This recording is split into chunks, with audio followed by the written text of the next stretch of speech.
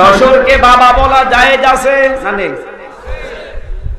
আছে মানে। আর এখনকার যে জামানা, শ্বশুরকে কেউ যদি বাবা না বলার, বউ কথাই বলবে না। নিজের বাবাকে বাবা না বলে না বলুক, বউর বাবাকে বাবা বলাই লাগবে। এমনকি এমনও বউ আছে, নিজের বাবাকে যদি কেউ বাবা বলে বউর রাগ হয়, আর শ্বশুরকে আব্বাজান বললে বউ খুশি হয়। এরকম বউ দেশে নেই। আমি যতটুকু পর্যন্ত বাস্তবতায় মিশে দেখেছি, আমার বয়স কম আপনাদের চাইতে, কিন্তু বাস্তবতা আমার অনেক বেশি। কারণ রাতে চলাফেরা আপনাদের চাইতে আমার বেশি হয়।